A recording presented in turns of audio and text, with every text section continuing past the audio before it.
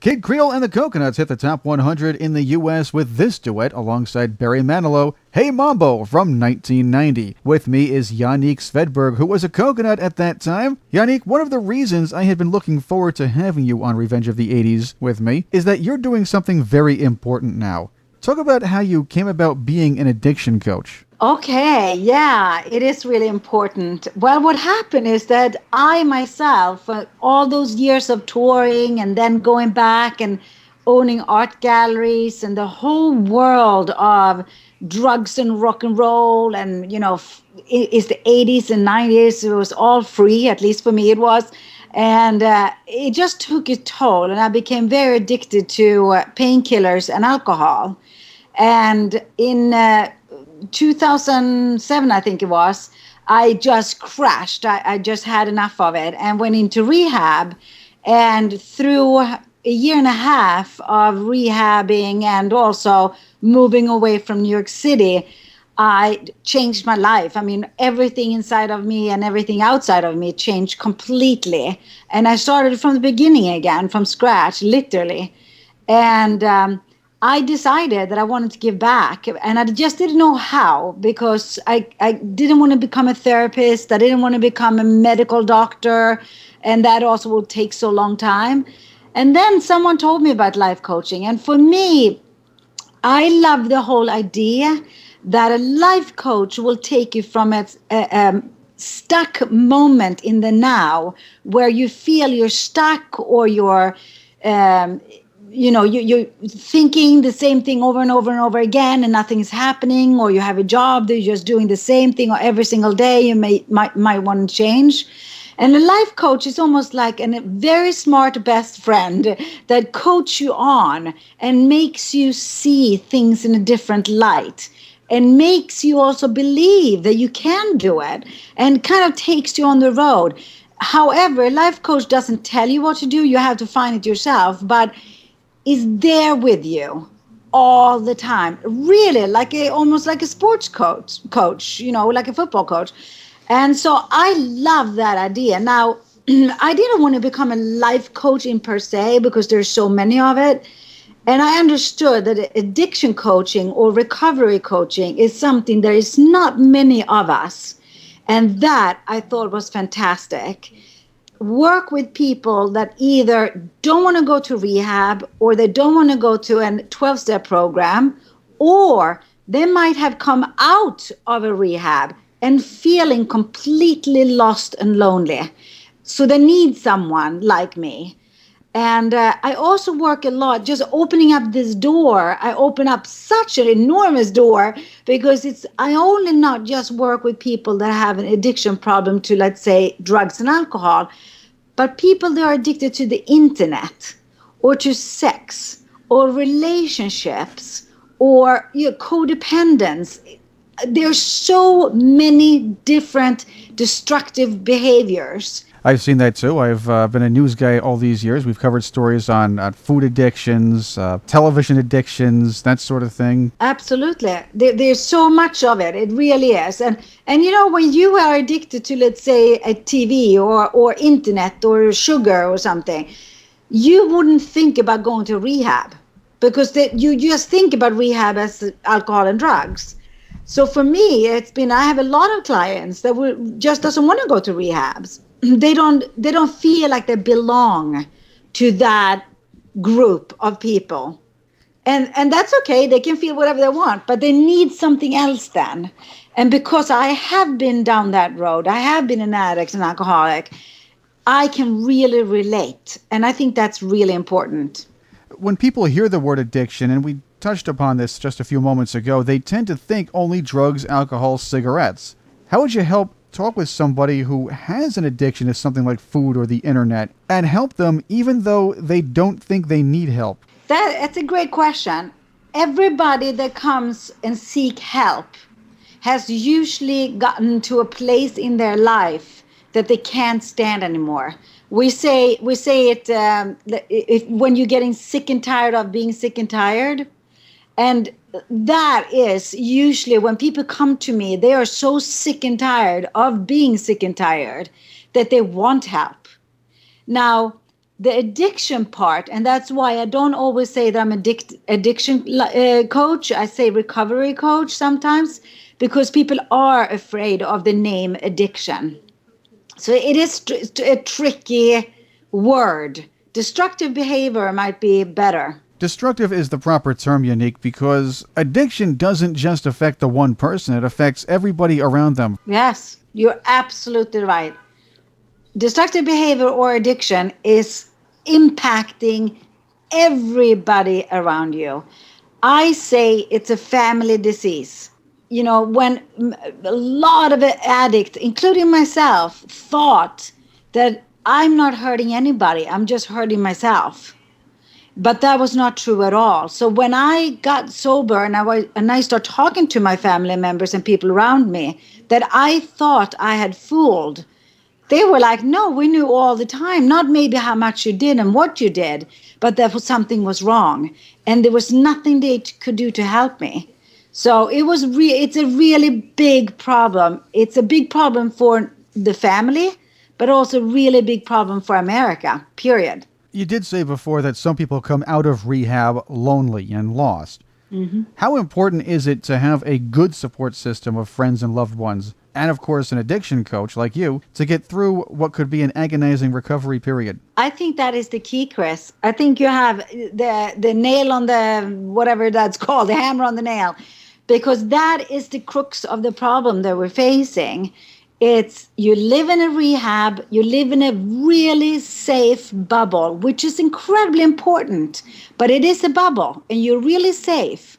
And then you get back to your life again, where in your cell phone, you might have drug addict's telephone number. You might have a cabinet at home filled with liquor. You might have still your internet. You might have, if let's say you have a sex addiction, maybe you have the internet still at home and nobody closed it out. You know, there's so many things you're coming back to with no cushion at all. And that family and friends that can be supportive and understand it then, including 12-step meetings or a coach like myself, it's key. It's absolutely key. 99% of people that relapses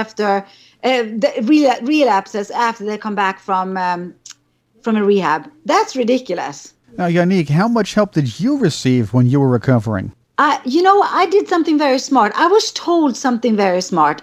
My therapist in Renaissance, where I was, told me, do not move back to New York. Stay in Florida, that's where I was, until you feel strong enough to be able to move back into your life again.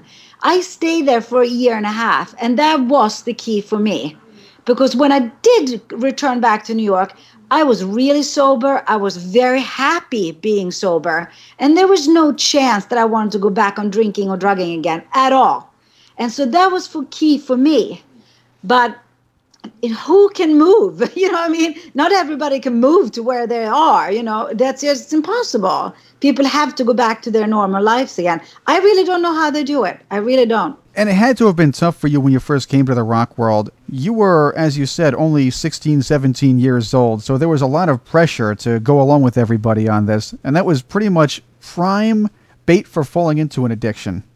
Yes, absolutely. Yeah, I was very, very young, and also back in the 80s and 90s, at least in the 80s when I started, like I said, everything was free and everything was there. You could just ask for it.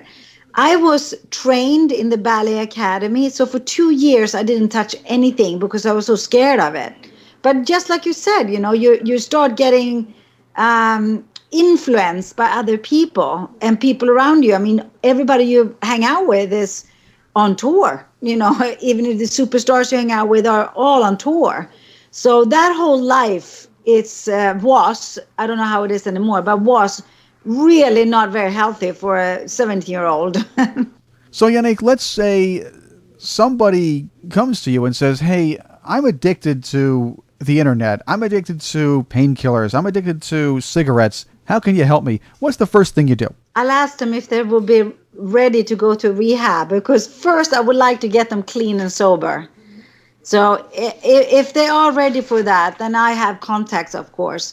If they're not ready to go away, there are other rehabs so you can go for every day. You can still live your life. And if they're not ready for that, if they really just want to see me, then I will go through steps with them to stop doing whatever they're doing. It depends on what addiction you have. All addictions are very different. Like with alcohol, you have to just stop it, and I'll be there with you. But we can't, like some people want to go from drinking vodka to drink wine to drink beer and then not drink anything. That it doesn't work that way. You can't do it that way. You just really have to stop. And so that's different from, let's say, food, because with food you can't live without food. So that I will just do that very differently. But my first question for whomever comes to me, and when I've seen them for about an hour and a half, 2 hours, is if they would be willing to go to a rehab, and then I'll see them after they're done. That's my first question, because that's safe to get off whatever they're on. How do you help somebody keep the strength to fight with their addiction every day after rehab? I try to not say things like fight. I try to do everything very positive and not concentrate on staying sober, but living sober and having a sober life. You see, if you have been an addict, in the very end, it's hell on earth. You're living hell. So getting sober is really, really scary. But in one way, it's almost like a mountain off your shoulder. So the only thing what happens is that there are triggers why you did it in the first place. So it could be depression or whatever it is.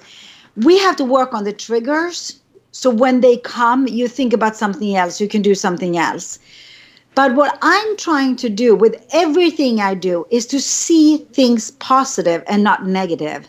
To be clean and sober is a phenomenal, fantastic thing in your life. And from now on, it will be the most amazing life you ever had. And so when I talk to a person that comes like from rehab or is getting clean and sober by themselves, we do everything as much as possible in a very positive light.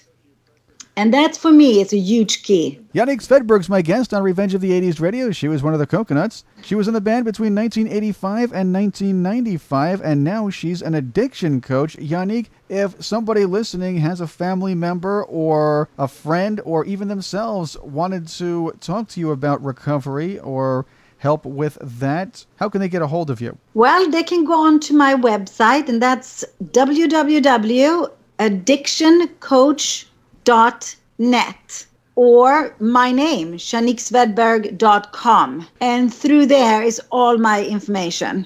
That's addictioncoach.net and janiquesvedberg.com. That's correct. Now, you offer your services internationally as well, Janique? Yes, I work all over the world because most of my clients are either by phone, Skype, or in person. So it doesn't matter where you live. I can help you. That's one of the great things about the internet. You don't have to be there right next to them to talk face to face. That's what Skype is there for. And of course, the phone is always there as well. Yes, it works perfect. It really does. Janique Svedberg, thank you for talking with me on Revenge of the 80s. Thank you so much. Thank you for calling me. Once again, if you'd like to contact Janique for help with yours or a loved one's struggle against addiction, please contact Janique anytime. Your website's, Janique, once again? addictioncoach.net or janiquesvedberg.com. And subscribe to Janique's YouTube page, Addiction Coach J. That's Addiction Coach J. She has interviews, seminar footage, and her clip from the Swedish Housewives of New York. Yes, it's actually quite cool. Janique, let's play another Kid Creole and the Coconuts track that you were a part of. Caroline was a dropout on Revenge of the 80s Radio.